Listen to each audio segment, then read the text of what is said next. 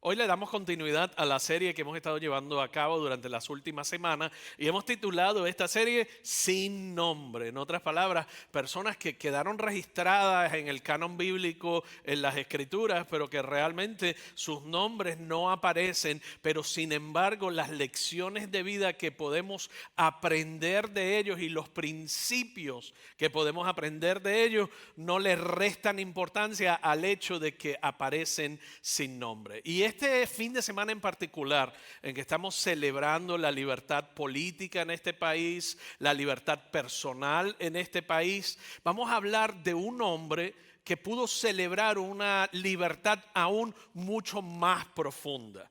Mucho más profunda porque fue el tipo de libertad que pudo obtener cuando abrió su corazón a Cristo. Su vida es cambiada y su vida es transformada, no solamente en la forma en cómo veía el mundo, sino en la forma en cómo se empezó a relacionar con la gente alrededor de ellos. De hecho, la persona no tiene nombre, simplemente cuando nació le llamaron Tercio. Imagínate que cuando tú nacieras tus papás te llamaban Tercio. Y ocurría mucho en el primer siglo porque los padres no estaban dando nacimiento a destino, sino que estaban dando un nacimiento de una propiedad. Tercio era un esclavo y los papás los nombraban primero, segundo, tercero, cuarto y quinto. Y no se molestaban en darle un nombre. Y vamos a hablar de este hombre en particular. ¿Qué podemos aprender de él? ¿Qué aprendemos del apóstol Pablo, quien escribe la carta a la iglesia en Roma? Y nosotros lo conocemos en el Nuevo Testamento como el libro a los romanos. Él está escribiendo esta carta desde la ciudad de Corinto. Y vamos a aprender cuando miremos sobre todo este último capítulo, el capítulo 16. Nos vamos a enfocar en el capítulo 16 de este libro. De hecho, el libro de los romanos, muchas de las personas y los eruditos y teólogos llaman al libro de los romanos su obra maestra. En otras palabras, de los libros que más tú puedes aprender a través de toda la Biblia acerca del carácter cristiano, la vida de un cristiano, la vida transformada, no hay ningún otro que se le compare al libro de los romanos. Así que siendo su obra maestra, siendo el libro bíblico de mayor descripción específica y precisa, no solamente en el Nuevo Testamento, sino en el Antiguo Testamento, en cómo vivir una vida transformada por Cristo, vamos a ver qué implicaciones tiene un esclavo llamado Tercio. ¿Qué aprendemos del Evangelio? ¿Qué aprendemos acerca del corazón de Dios?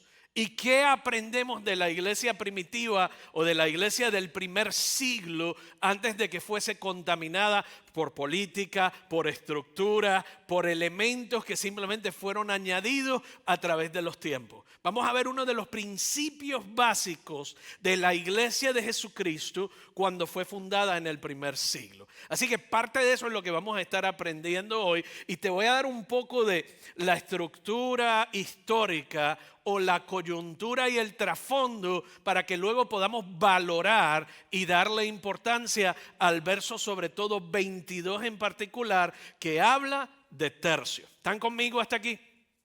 Ok, una vez hagamos eso, hayamos aprendido esos principios, vamos a culminar nuestro tiempo hoy en esta reunión participando de la Eucaristía o de la Santa Comunión o la Santa Cena. Así que ve preparando tu corazón. Ve preparando tu corazón y examina tu relación con Dios en la medida en que yo comparto estos 4 principios contigo, para que al final podamos sentarnos todos de forma simbólica a la mesa y participar de la comunión. Una de las cosas que caracteriza a nuestra iglesia es que practicamos la comunión abierta. Eso significa que no tienes que ser parte de esta iglesia ni parte de esta denominación. El único requisito para participar de la comunión es que recibas a Cristo y reconozcas a Cristo como el Hijo de Dios. Si tú cumples con ese requisito, tú puedes participar de la comunión al final de este tiempo, al final de esta plática, y va a ser un momento refrescante para tu alma, para tu espíritu, y un momento que te conecta a 2000 años de historia, cuando comenzó a practicarse la Santa Cena en aquel primer jueves de la Semana Santa, donde Él torna un momento fatídico y de confusión y lo conmemora como un evento lleno de esperanza. Así que vamos a mirar lo que ocurre en este pasaje. Cuando tú miras el capítulo 16, es bien fácil pasar este capítulo 16 por alto, porque los primeros 15 capítulos del libro de Romanos son una obra literaria importantísima, una obra espiritual importantísima y una guía importantísima. Y cuando llegas al capítulo 16, hay una serie de saludos a un montón de gente con nombres difíciles de pronunciar. Y uno podría decir, bueno, ya realmente le saqué la esencia y la importancia, y puedes obviar ese capítulo 16 si no tienes cuidado. Pero vamos a mirar uno de los principios importantes, porque además de los saludos, ese capítulo 16 trae principios de cómo era la vida cuando el cristianismo estaba en su forma más pura. En Romanos allí podemos aprender lo que realmente se supone que sea la iglesia. Y Pablo está escribiendo este libro, su carta a la iglesia en Roma desde una ciudad llamada Corinto. Él intentó de hecho llegar a Roma en múltiples ocasiones para predicar el evangelio, pero Pablo en última instancia llega como presidiario a Roma, y desde allí escribe varias epístolas, varias cartas que forman parte del canon bíblico que llamamos las epístolas desde la prisión. Pero el libro de Romanos, o la carta a los romanos, no fue escrita desde Roma, sino que fue escrita desde Corinto, de hecho antes de que él llegara a Roma. Y en esos primeros 16 versos del capítulo 16, Pablo le está pidiendo a los creyentes en Roma, primero que reciban su carta, y le pide que se aseguren de saludar a todos los amigos y las personas que él conocía en la iglesia en Roma, y todos sus colaboradores o compañeros de trabajo más cercanos allí en Roma. Pero cuando tú llegas a los últimos versos de ese capítulo, Pablo está dejando que los romanos sepan quién está con él en la reunión en la que él está escribiendo la carta. ¿Están conmigo hasta aquí? Él le da saludos a los que están en Roma, y antes de cerrar la carta, él le dice: yo quiero que ustedes sepan quiénes están aquí en este grupo conmigo. Era un grupo que se reunía para escuchar a Pablo, y los versos 21 al 23 nos describen quiénes estaban a su alrededor. Y dice: saludos de parte de Timoteo, mi compañero de trabajo, como también de Lucio, Jasón y Sosípater, mis parientes. Yo, Tercio, que escribo esta carta, los saludo en el Señor. Saludos de parte de Gayo, de cuya hospitalidad disfrutamos yo y toda la iglesia de este lugar. También le mandan saludos Erasto, que es el tesorero de la ciudad, y nuestro hermano Cuarto. En los días de Pablo era una costumbre bien practicada que la carta se dictara a un taquígrafo o a un escriba. La persona, el que llevaba a cabo la autoría de la carta, la dictaba y alguien más la escribía. De hecho, en el mundo greco-romano eso se conocía como un amanuense. Un amanuense era ese asistente literario o artístico, en particular uno que tomaba dictados o copiaba manuscritos. En el caso de Pablo, la mayoría de sus cartas, de sus epístolas, hubo otra persona quien las escribió. Hubo un amanuense o hubo un taquígrafo, no como una persona que era contratada para llevar a cabo la tarea, sino era alguien que era un colaborador de ministerio con Pablo. Esta era una costumbre en el mundo antiguo, pero también era una necesidad específica para Pablo. La mayoría de los eruditos piensan que ya Pablo en este punto había perdido la mayor parte de su vista. Así que el papel, que era algo sumamente costoso y difícil de encontrar, no era como ahora que usted lo reescribe y no le gustó lo que escribió y volvió y lo tiró, sino que el papel, por ser costoso, por ser algo importante, tenía una persona que venir y ayudar a Pablo. Y eso incrementó la necesidad de Pablo de tener a alguien que escribiera sus cartas por él. También era costumbre de un autor que estaba dictando una carta y al final de esa carta él tomara la redacción de la carta y él empezara a escribir en su propio puño y letra, como en cierta forma verificar de que la carta era de autoría de él y no de cualquier otra persona que dijo, pues yo soy San Pablo y la escribí, sino que una vez llegaba al punto final de la carta, él dictaba la carta completa y luego daba un cierre. Si tú miras la epístola o la carta de Gálatas, capítulo 6, verso 11, ocurre lo que te estoy diciendo. Dicen, miren que les escribo de mi puño y letra. ¿Quién era ese? Pablo, quien le había dicho al amanuense, dame un momento porque ya vamos a cerrar la carta, pásame a mí la pluma. Y él dice, miren que les escribo de mi puño y letra. ¿Y qué le dije hace un momento? Ya él había perdido gran parte de la vista. Y con letras bien grandes. Él está escribiendo las últimas palabras en letras grandes debido a su mala vista.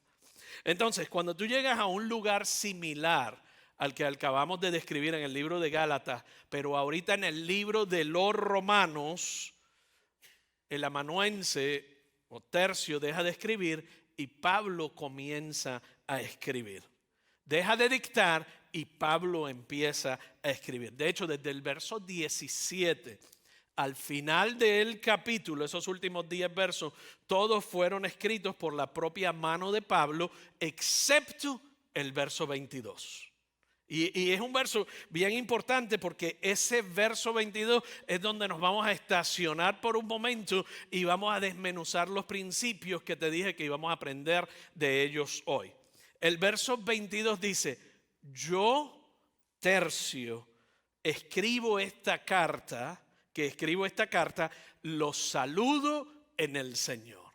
Yo, Tercio, que escribo esta carta, los saludo en el Señor. Los versos anteriores los estaba escribiendo Pablo y los versos subsiguientes los estaba escribiendo Pablo. Pero en ese verso 22 él hace una pausa y Tercio escribe y dice, yo, Tercio, quien escribo esta carta, los saludo en el Señor.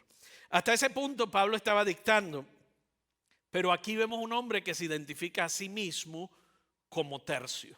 De hecho, en ninguna de las otras cartas que quedaron en el canon bíblico que Pablo escribió, no hay ningún taquígrafo ni amanuense que se registre. Era muy poco común, de hecho no hay otro ejemplo en el canon bíblico, de que el amanuense se le diera voz y firma en la carta. A menudo se le mencionaba con el nombre como un compañero o un colaborador de ministerio, pero nunca un amanuense se le permitía insertar su propia voz en la conversación, lo que hace de este momento uno bien importante y relevante. ¿Por qué crees que Pablo le devuelve la pluma a Tercio y le dice, ahora tú escribes, pero no escribas como que yo te estoy dictando, ahora tú escribes y destaca tu voz? ¿Qué nos revela ese verso 22 acerca del corazón de Dios, acerca de la iglesia de Cristo y acerca del corazón de Pablo? Nos dice algo sobre ese corazón de Pablo, nos dice algo sobre el corazón de Dios y lo que debe ser el corazón de la iglesia. Tercio en latín te dije hace un momento que significa tercero. Y te dije, las familias no se molestaban en darle nombre, sino que le ponían a los hijos, tú eres 1, tú eres 2, tú eres 3, tú eres 4 y tú eres 5. Y esos eran los nombres, mucho más fácil. Entonces así era que nombraban a sus hijos. Tercio fue el tercer hijo nacido de una pareja de esclavos. Es muy probable que el hermano de Tercio también estuviese en la reunión de Pablo con el resto de las personas, porque cuando tú miras el verso 23 dice, saludo de parte de Gayo, cuya hospitalidad disfrutamos yo y toda la iglesia de este lugar. También les mandan saludos Erasto, que es el tesorero de la ciudad, y nuestro hermano cuarto.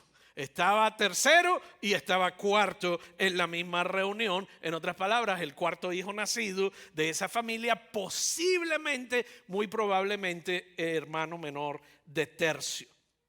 Ahora, yo quiero que entendamos la intencionalidad de este momento, porque la intencionalidad de Pablo y el corazón de Dios es lo que te va a aplicar a ti hoy, 2000 años y tanto después. Nunca había sucedido antes y sin embargo el esclavo Tercio se abre un camino prominente, diríamos, en la obra maestra de Pablo, como lo es el libro de los Romanos. En otras palabras, este es el libro más importante que ha escrito Pablo. ¿Están conmigo hasta aquí? Y él crea espacio, hace una pausa para que un esclavo sea nombrado, identificado y tenga voz en esa obra maestra. El verso 22 dice: yo Tercio, quien escribo esta carta de parte de Pablo, también les envío mi saludo como uno de los seguidores del Señor. O sea, yo quiero tomar un momento para que veamos cómo la plática de la enseñanza de hoy, el título de la enseñanza de hoy, que es Mi nombre es Tres, la extraordinaria historia de Tercio, ahora sí tiene sentido. Si te lo hubiera dado al principio, no te hubiese cuadrado. Pero ahora tú puedes entender lo que el Espíritu de Dios estaba haciendo en aquella recámara o en aquella sala o en aquella casa, cuando Pablo de forma intencional eleva la posición de un antiguo esclavo que en su sociedad no tenían autoridad ni para hablar, ni para leer, ni para escribir. Ahora que hemos visto este momento poderoso de Tercio, podemos ver 4 principios fundamentales. Primero, la belleza de las relaciones en el reino y en la comunidad cristiana. La hermosura de las relaciones en el reino de Dios y la comunidad cristiana. Lo segundo, tú sí importas. No importa cuán insignificante tú puedas sentirte hoy y ahora, tú tienes un valor indescriptible. Lo tercero que podemos ver en ese pasaje es que tus dones y tus talentos, independientemente de lo humilde que parezcan, tienen un valor incalculable para Dios y para su pueblo, en otras palabras, para su iglesia. Todo eso es lo que estamos viendo en este pasaje. Y por último, el corazón de Dios por los ignorados, por los marginados y los que carecen de recursos. Ahora, vamos a desglosar cada uno de esos y vamos a ir en detalle en cada uno de esos puntos. El número 1, la belleza de las relaciones y la comunidad en el reino de Dios. Yo quiero que por un momento tú te imagines la escena que se está llevando a cabo en esta casa. Nosotros nos reunimos en los grupos de North Place y muchas veces hemos estudiado el libro de Romanos, otras veces estudiamos libros bíblicos, otras veces estudiamos libros relacionados, desglosados de la Biblia, pero nos reunimos para aprender, nos reunimos para crecer, y eso era lo que estaba ocurriendo en ese mismo instante en la casa de Gallo. Se había reunido un grupo de personas, pero imagínate tú estar en esa sala mientras Pablo se paseaba por la sala de un lugar a otro y el Espíritu Santo lo inspiraba para escribir el libro de los Romanos, y él está dictando a Tercio y Tercio está escribiendo con toda la rapidez y precisión posible, y mientras Pablo hablaba, Dios lo inspiraba, Pablo hablaba, Tercio redactaba, y el resto de la gente en esa sala estaban siendo transformada por el poder del evangelio y lo que debe ser una vida cristiana. Eso es lo que está ocurriendo en ese momento. Hay un grupo de gente sentada ahí escuchando en la casa de Gallo en Corinto. Pablo hace referencia a Gallo en su primera carta a los Corintios, y él fue un anfitrión amable con una gran generosidad y hospitalidad hacia los seguidores de Cristo en toda la ciudad de Corinto. Pablo está en el hogar de este hombre que es rico e influyente, que se llama Gallo, y está rodeado de amigos y de personas que han arriesgado sus vidas por el bien del evangelio. Piensa en esto. Tercio, quien está utilizando sus habilidades y sus dones para capturar cada palabra y ponerla en papel, Y los demás allí reunidos para oír a Pablo mientras dicta la carta a los romanos. Imagínate qué gran día para asistir al grupo con vida o al grupo. En esa habitación estaba Timoteo. ¿Quién era Timoteo? Un hijo en la fe de Pablo, quien al igual que Tercio había sido un amanuense o un taquígrafo, y muchas de las cartas de Pablo habían sido escritas o redactadas por Timoteo. Estaba Timoteo allí, un seguidor, un aprendiz, un muchacho joven. También estaba Lucio, Jasón y Sosípater. Eran compañeros judíos y algunos eruditos piensan que eran familiares de Pablo. En otras palabras, había gentiles y judíos, y muchos de los eruditos dicen ellos eran familiares de Pablo, lo que significa que Pablo, al dejar a la religión judía y convertirse en un seguidor de Jesucristo, su familia lo había separado, despreciado y abandonado, lo que implica que de algún modo él había llevado a algunos de sus familiares a ser seguidores de Cristo. El nombre final en esa reunión histórica es Erasto. Erasto era el tesorero de la ciudad en Corinto.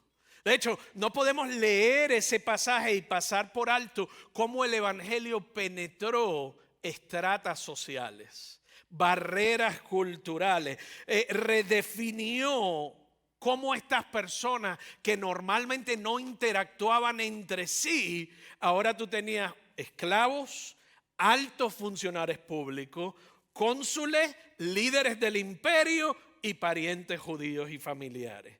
Todos compartiendo en igualdad y en comunión. Todas las distinciones de clase desaparecían o desaparecieron dentro de la iglesia, y eso es lo que sucede cuando la iglesia funciona como debería. En esta pequeña habitación con Pablo, tú tienes judíos y gentiles, tienes esclavos y tienes personas libres, hombres ricos e influyentes como Gallo y funcionarios públicos como Erasto. Y sin embargo, escucha, y fíjate cómo Pablo se refiere a Cuarto en presencia de personas tan importantes e influyentes. Cuando él habla de Cuarto, mira lo que él dice. Saludos de parte de Gallo, cuya hospitalidad disfrutamos yo y toda la iglesia en este lugar. También les mandan saludos Erasto, personas importantes, tesorero de la ciudad, un servidor público. Y mira lo que él dice por último, y nuestro hermano Cuarto. Él no le dijo, y el esclavo que está allí sentado en la esquina. Él dijo, tan hermano es el servidor público, el cónsul y el hombre rico como lo es este hombre llamado Cuarto. Ni tan siquiera nombre tenía. ¿Tú escuchaste eso? Nuestro hermano Cuarto. Comunica mucho esas tres palabras con relación al corazón de Pablo y al corazón de Dios. Cuando tú te conviertes en seguidor de Cristo, cuando tú tomas la decisión de llamar a Jesucristo tu Señor y tu Salvador, tú entras a un reino que no sigue las reglas culturales ni sociales de los reinos terrenales.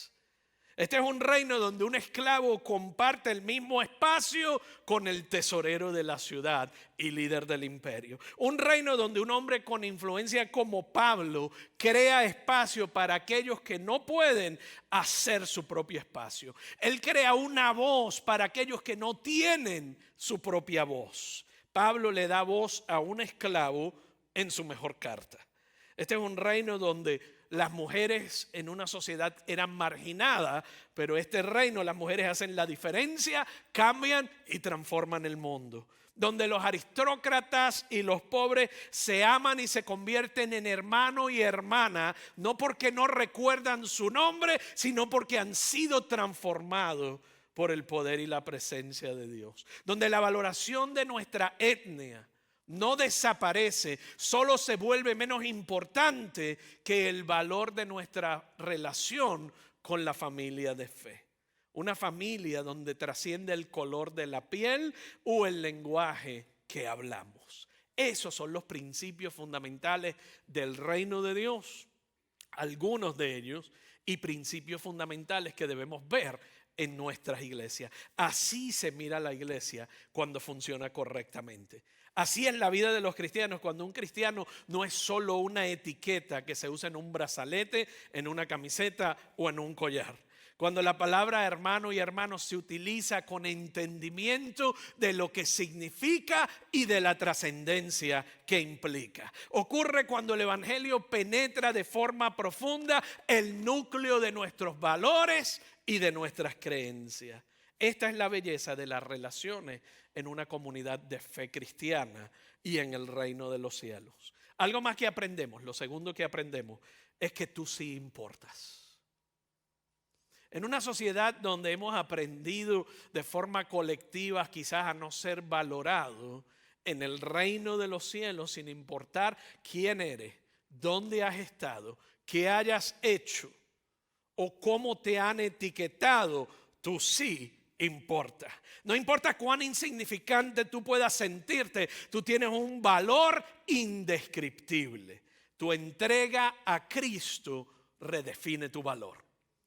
Cuando tú te conviertes en un seguidor de Jesucristo, donde el amor de Dios se convierte en algo tangible, palpable y real para ti, tu valor ya no proviene de lo que puedes hacer, no proviene de tu posición social, no proviene ni de tu propio desempeño, sino que proviene de tu posición en Cristo Jesús. Pablo le devuelve la pluma a Tercio en ese momento como diciendo, hazme el honor y firma tú también en esta obra maestra. Y el Espíritu Santo le permite a Pablo que le dé voz a un hombre que simplemente para la sociedad era un esclavo, pero entra en las páginas de las Sagradas Escrituras. Debe ser una expresión poderosa de valor personal para ti, de igual modo que lo fue para Tercio en aquel momento. En el momento en que tú te conviertes en un seguidor de Jesús, tú te conviertes en un heredero. Tú te conviertes, de hecho, para utilizar el lenguaje bíblico, estás injertado a la vid verdadera. Te conviertes en parte de la familia, independientemente de tu posición económica, de tu educación o falta de ella, de tu reconocimiento público o falta de él, de tu realeza o esclavitud, eres y te conviertes en hijo e hija del Rey. Yo no sé qué etiquetas a ti te han puesto en este mundo, pero yo sí sé cómo Dios te llama a ti.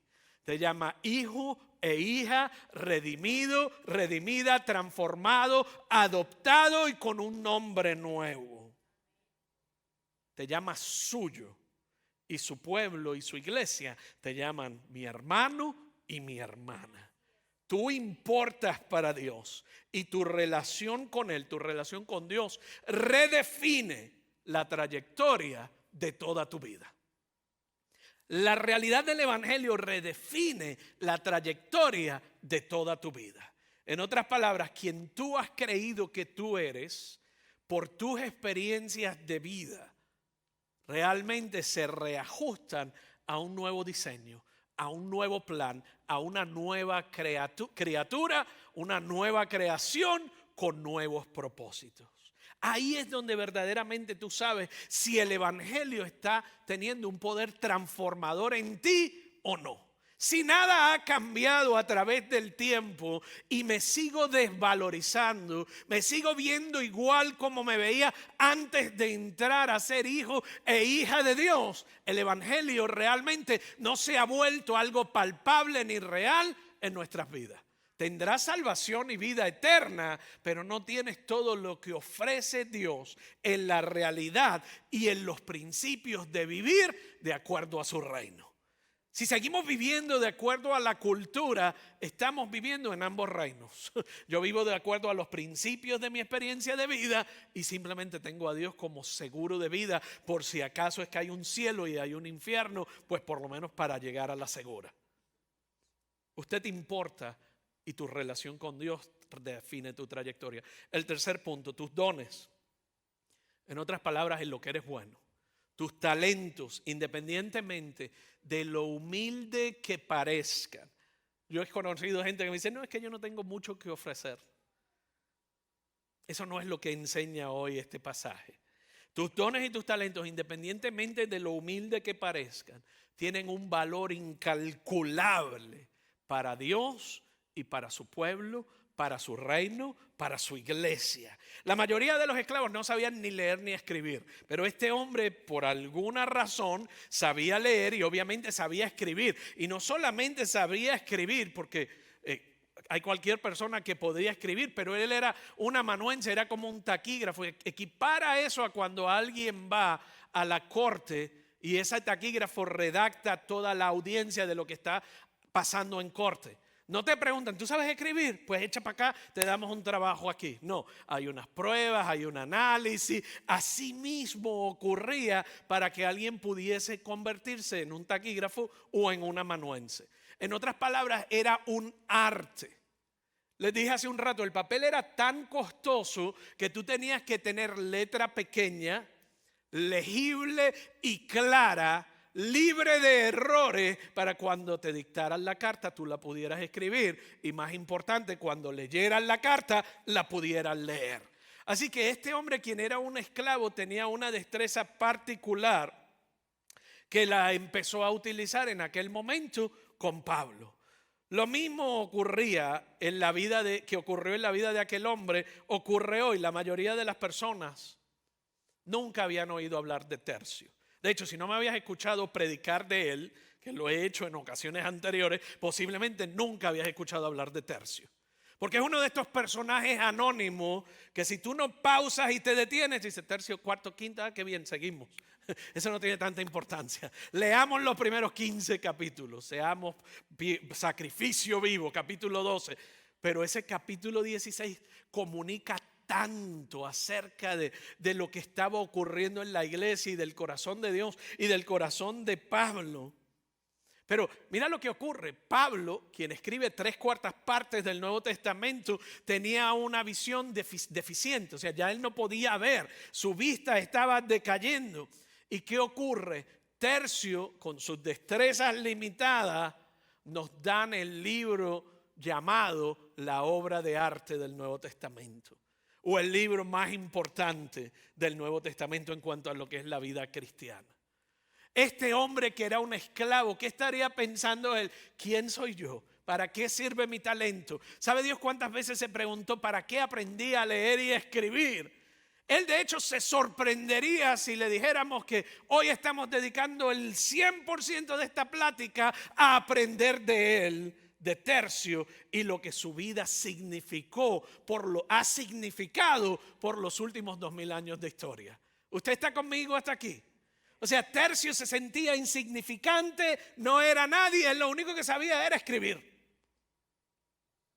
Pero ha formado parte de la fibra del cristianismo durante 2000 años. Porque tu talento, tus dones, por insignificante que a ti te parezcan, cuando tú los pones al servicio de Dios, tú no sabes el impacto dónde va a terminar. Tú no sabes la relevancia de tu talento, por pequeño que parezca. Tercio no tenía idea de que su humilde don y su acto de servicio iban a tener ese impacto tan significativo. De hecho, A.W. Criswell dijo: tú puedes hacer un trabajo noble de una manera servil, o puedes hacer un trabajo humilde de una manera noble. En otras palabras, sea lo que sea que te haya tocado hacer en esta temporada, hazlo con gusto, hazlo con pasión, porque tú no sabes el impacto que eso va a tener.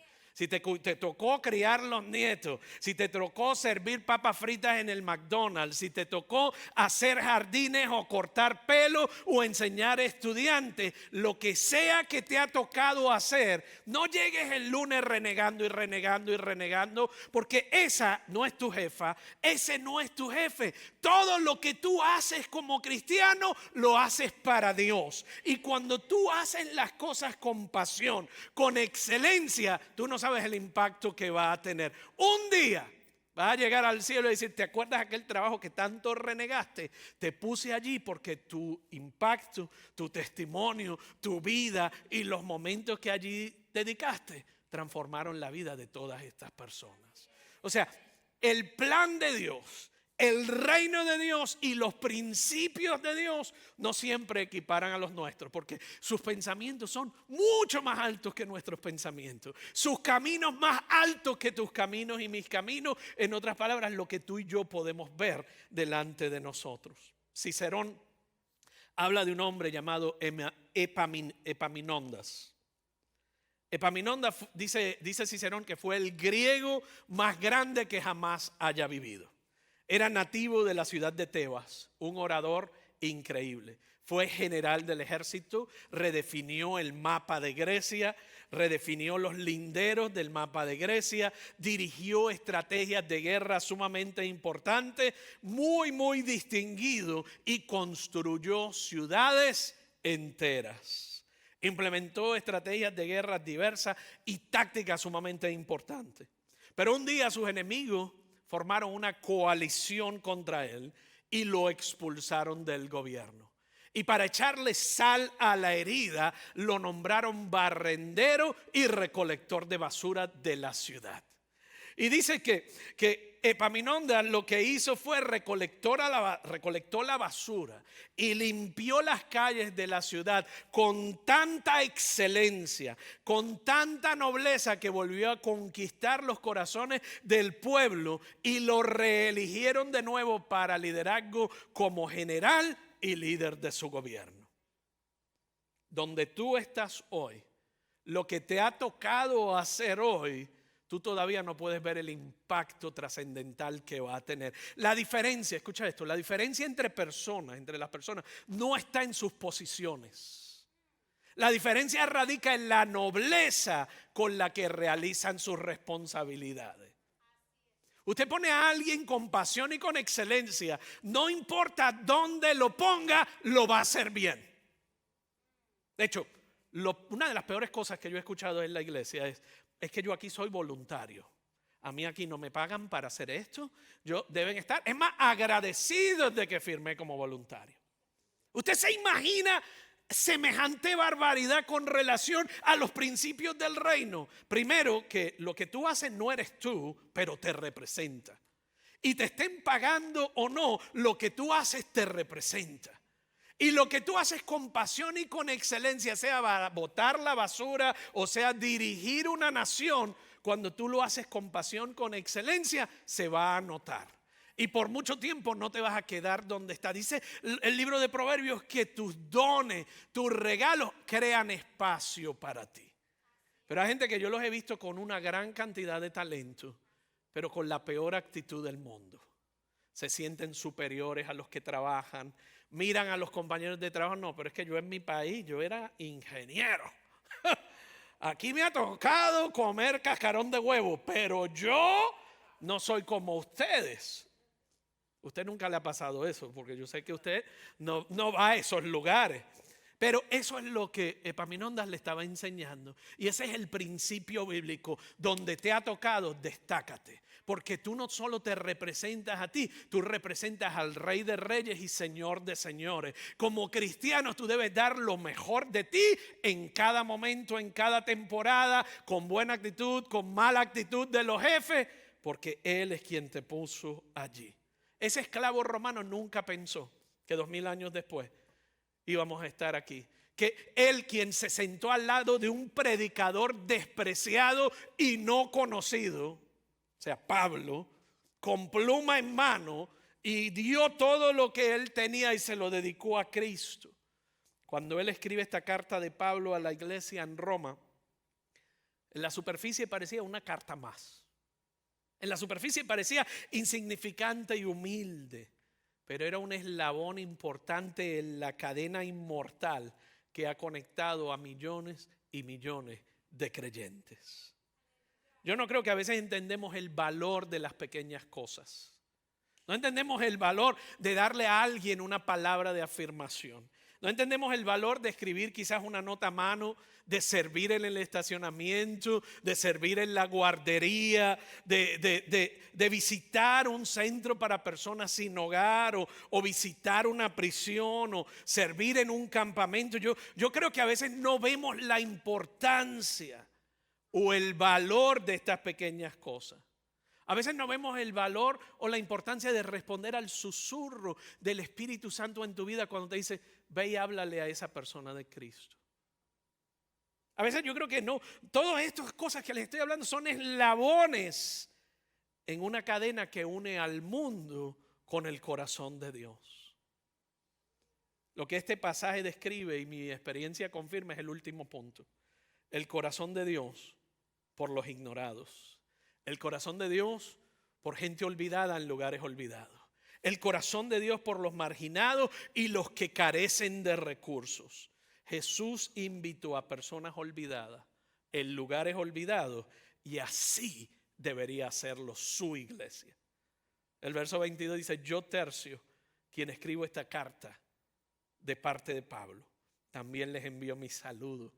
¿Tú te imaginas la sonrisa de lado a lado, de oreja a oreja, de Tercio, como uno de los seguidores del Señor? Yo no puedo esperar para encontrarme a Tercio en el cielo, porque debe ser un personaje increíble.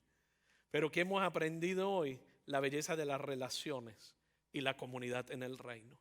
Hemos aprendido que tú que estás al alcance de mi voz, sí importas. La gente te puede haber dicho que tú no importas y tú no vales.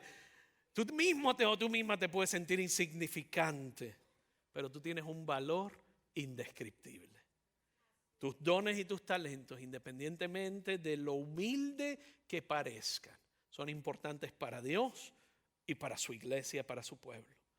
Y por último, miramos el corazón de Dios por los ignorados, los marginados, por los que carecen de recursos.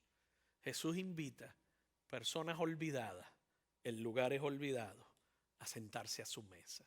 Y no hay forma más increíble de culminar este tiempo que participando de la comunión. Piensa en lo que es la comunión en sí misma. Jesús, la noche en que Él fue entregado, le dijo, hagan esto en memoria de mí. 11 apóstoles. Uno era recolector de impuestos, en otras palabras, había traicionado su pueblo y trabajaba para el imperio. El otro prácticamente era un alborotador público o un terrorista.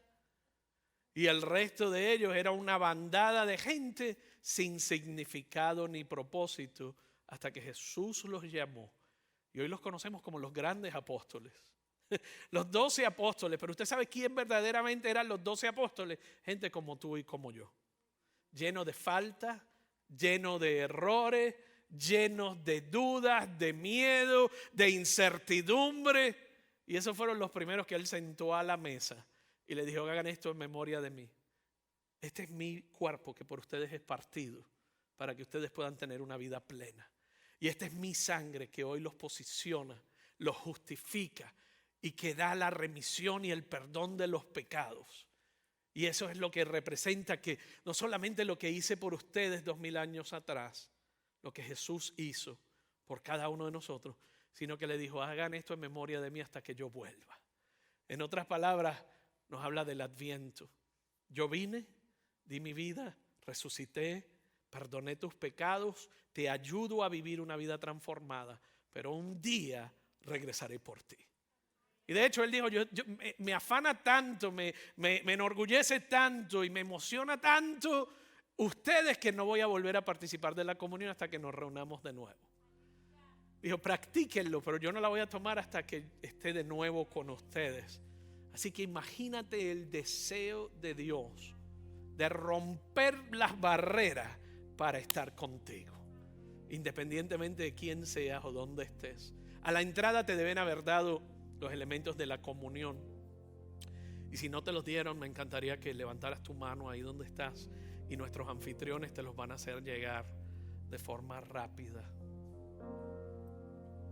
La comunión es una de las formas increíbles donde tú ves personas sentadas a la mesa de tantos trasfondos distintos, de tantas culturas, tantas etnias, tantos niveles sociales, donde todo eso se quiebra, se rompe y hay un mismo plano para cada uno de nosotros de amor, de aceptación incondicional, y es el lugar donde Él conoce todo sobre ti. Thank you, Pastor Danny. Donde Él conoce todo sobre ti y te ama de la forma en que nadie jamás te ha amado. Si nunca has abierto tu corazón a Jesús, este es el mejor momento para hacerlo. El mejor momento para hacerlo es decirle a Jesús: perdona mis pecados. Te reconozco como hijo de Dios.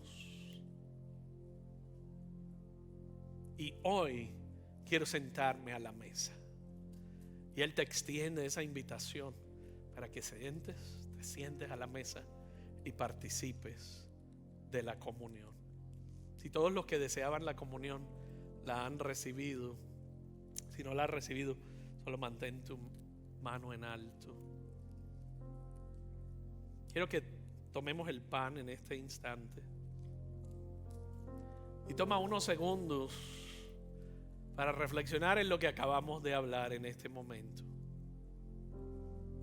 La vida de Tercio fue transformada, la vida de Gallo fue transformada, la vida de líderes políticos, la vida de empresarios, la vida de esclavos fue transformada porque reconocieron a Jesús como su Salvador. Y la buena noticia del Evangelio, en otras palabras, la restauración total para cada área de tu vida, y donde puedes echar fuera el temor y recibir el amor. Hoy Jesús te lo recuerda al decirte: este es mi cuerpo que por ustedes fue partido. Tomemos todos del pan.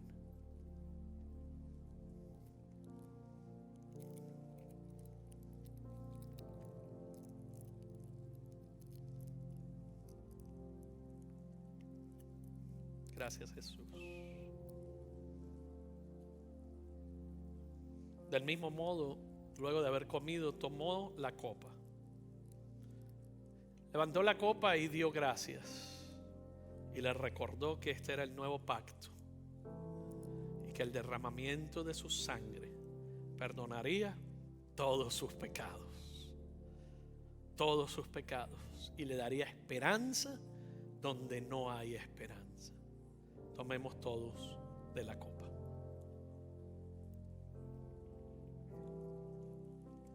Gracias, Jesús, por la sangre que vertiste por cada uno de nosotros.